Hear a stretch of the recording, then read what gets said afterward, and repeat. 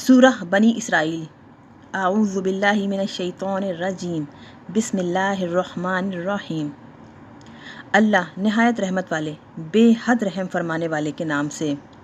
ہر عیب سے پاکی ہے اسے جو لے گیا اپنے مقدس بندے کو رات کے تھوڑے سے حصے میں مسجد حرام سے مسجد اقصیٰ تک، جس کے ارد گرد ہم نے بہت برکتیں فرمائیں تاکہ ہم اپنے اس مقدس بندے کو اپنی نشانیوں میں سے دکھائیں۔ بے شک وہی سننے والا دیکھنے والا ہے۔ اور ہم نے موسیٰ کو کتاب دی اور اسے بنی اسرائیل کے لیے ہدایت بنایا کہ میرے سوا کسی کو کارساز نہ ٹھہراؤ، اے اولاد ان لوگوں کی جنہیں ہم نے نوح کے ساتھ کشتی پر سوار کیا، بے شک وہ بڑے شکر گزار بندے تھے۔ اور ہم نے بنی اسرائیل کو کتاب میں قطعی بات بتا دی کہ البتہ تم ضرور زمین میں دوبارہ فساد برپا کرو گے اور یقیناً ضرور سرکشی کرو گے، بہت بڑی سرکشی۔ تو جب ان میں سے پہلی بار کا وعدہ آیا تو ہم نے تم پر اپنے ایسے بندے مسلط کر دیے جو سخت جنگجو تھے، تو وہ شہروں میں تمہاری تلاش کے لیے پھیل گئے، اور یہ ایک وعدہ تھا جسے ضرور پورا ہونا تھا۔ پھر ہم نے تمہارا غلبہ ان پر لوٹا دیا اور مال اور بیٹوں کے ساتھ تمہاری مدد فرمائی اور تمہاری تعداد بڑھا دی۔ اگر تم نے بھلائی کی تو اپنے لیے بھلائی کی، اور اگر برائی کی تو اپنا ہی برا کیا۔ پھر جب دوسرا وعدہ آیا تو اور ظالموں کو تم پر مسلط کر دیا تاکہ وہ تمہارے چہروں کو غم سے نڈھال کر دیں اور مسجد میں داخل ہوں جیسے پہلی بار اس میں داخل ہوئے تھے، اور جس چیز پر غلبہ پائیں اسے تباہ و برباد کر ڈالیں۔ ان قریب تمہارا رب تم پر رحم فرمائے گا، اور تم نے پھر شرارت کی تو پھر ہم عذاب دیں گے، اور ہم نے کافروں کے لیے دوزخ کو قید خانہ بنایا۔ بے شک یہ قرآن وہ راہ دکھاتا ہے جو بالکل سیدھی ہے، اور خوشخبری سناتا ہے ایمان والوں کو جو نیک کام کرتے ہیں کہ ان کے لیے بڑا ثواب ہے، اور یہ کہ جو لوگ آخرت پر ایمان نہیں لاتے ہم نے ان کے لیے دردناک عذاب تیار کیا ہے۔ اور آدمی برائی کی دعا کرتا ہے جس طرح وہ دعا کرتا ہے بھلائی کی، اور آدمی بہت جلد باز ہے۔ اور ہم نے رات اور دن اپنی قدرت کی دو نشانیاں بنائیں، پھر ہم نے رات کی نشانی مٹا دی اور دن کی نشانی کو روشن بنا دیا تاکہ تم اپنے رب کا فضل تلاش کرو اور جان لو برسوں کی گنتی اور دوسرا حساب۔ اور ہم نے ہر چیز کو تفصیل کے ساتھ بیان کر دیا، اور ہر انسان کی قسمت کا لکھا ہم نے اس کی گردن میں ڈال دیا، اور ہم اس کے لیے قیامت کے دن ایک نوشتہ نکالیں گے جسے وہ کھلا ہوا پائے گا۔ اپنا نامہ اعمال پڑھ لے، آج تو خود ہی اپنا حساب کرنے کے لیے کافی ہے۔ جس نے ہدایت قبول کی تو اس نے اپنے ہی نفع کے لیے ہدایت قبول کی، اور جو گمراہ ہوا تو اس کی گمراہی کا وبال اسی پر پڑا۔ اور کوئی بوجھ اٹھانے والا کسی دوسرے کا بوجھ نہ اٹھائے گا، اور ہم عذاب کرنے والے نہیں جب تک رسول نہ بھیج دیں۔ اور جب ہم کسی بستی کو ہلاک کرنا چاہتے ہیں اس کے عیش پرستوں کو اپنے احکام بھیجتے ہیں، پھر وہ ان احکام کی نافرمانی کرتے ہیں تو ان پر عذاب کا قول ثابت ہو جاتا ہے، اس لیے ہم اسے ہلاک کر کے برباد کر دیتے ہیں۔ اور کتنی ہی امتوں کو ہم نے نوح کے بعد ہلاک کر دیا، اور آپ کا رب کافی ہے جو اپنے بندوں کے گناہوں سے خبردار دیکھنے والا ہے۔ جو لوگ صرف دنیا کے خواہش مند ہیں ہم ان میں سے جسے جتنا چاہے اسی میں سے دے دیتے ہیں، پھر ہم نے اس کے لیے جہنم ٹھکانہ بنا دیا ہے، وہ اس میں پہنچے گا بری حالت میں دھتکارا ہوا۔ اور جو آخرت چاہے اور اس کے لیے کوشش کرے اور وہ مومن ہو تو انہی لوگوں کی کوشش مقبول ہوئی۔ ہم سب کی مدد فرماتے ہیں، ان کی بھی اور ان کی بھی، آپ کے رب کی عطا سے، اور آپ کے رب کی عطا کسی سے روکی ہوئی نہیں۔ دیکھیے ہم نے کس طرح ان کے بعض کو بعض پر فضیلت عطا فرمائی، اور یقیناً آخرت درجوں میں بہت بڑی ہے اور فضیلت میں بھی بہت بڑی۔ اے مخاطب، اللہ کے ساتھ دوسرا معبود نہ بنا کہ تو بیٹھ رہے ندامت کیا ہوا قسم پرسی کی حالت میں۔ اور آپ کے رب نے حکم فرمایا کہ اے لوگوں، اس اللہ کے سوا کسی کی عبادت نہ کرو، اور ماں باپ کے ساتھ اچھا سلوک رکھو۔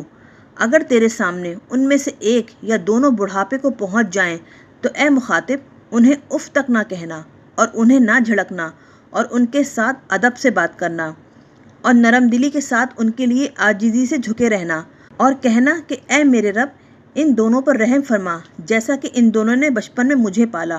تمہارا رب خوب جانتا ہے جو تمہارے دلوں میں ہے۔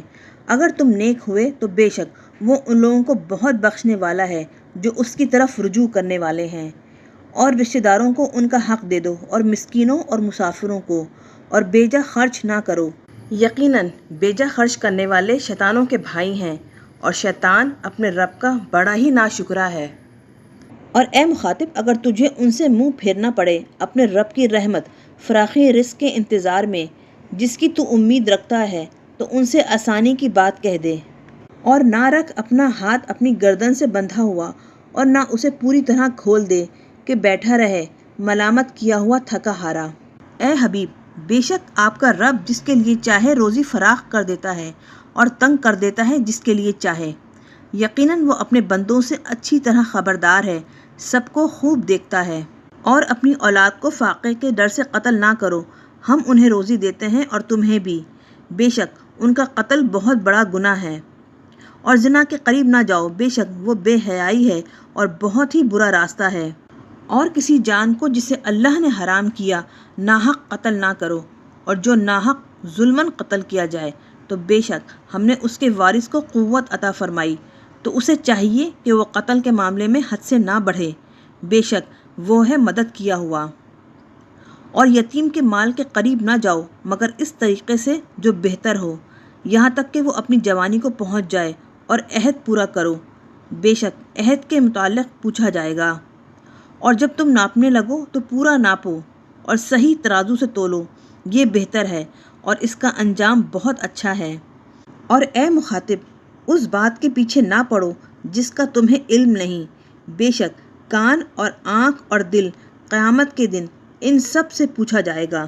اور زمین میں اکڑتے ہوئے نہ چلو، بے شک تم ہرگز زمین کو چیر نہ ڈالو گے اور نہ پہاڑوں کی بلندی کو پہنچ سکو گے۔ ان سب کاموں کی برائی آپ کے رب کے نزدیک ناپسندیدہ ہے۔ اے محبوب، یہ احکام اس حکمت سے ہیں جس کی وحی آپ کے رب نے آپ کی طرف فرمائی۔ اور اے مخاطب، اللہ کے ساتھ دوسرا کوئی معبود نہ ٹھہراؤ، ورنہ تو ملامت پاتا اور دھکے کھاتا ہوا جہنم میں جھونک دیا جائے گا۔ تو کیا تمہارے رب نے تمہیں بیٹوں کے ساتھ چن لیا اور اپنے لیے فرشتوں کو بیٹیاں بنا لیا؟ بے شک تم بہت بڑی بات کہتے ہو۔ اور بے شک ہم نے اس قرآن میں کئی طرح سے بیان فرمایا تاکہ وہ نصیحت قبول کریں، اور اس سے ان کی نفرت ہی بڑھتی ہے۔ فرما دیجئے اگر اس کے ساتھ اور معبود ہوتے جیسا یہ کہتے ہیں، پھر تو وہ معبود عرش والے کی طرف ضرور کوئی راہ تلاش کر لیتے۔ وہ پاک ہے اور برتر ہے ان کی بیہودہ باتوں سے بڑی برتری کے ساتھ۔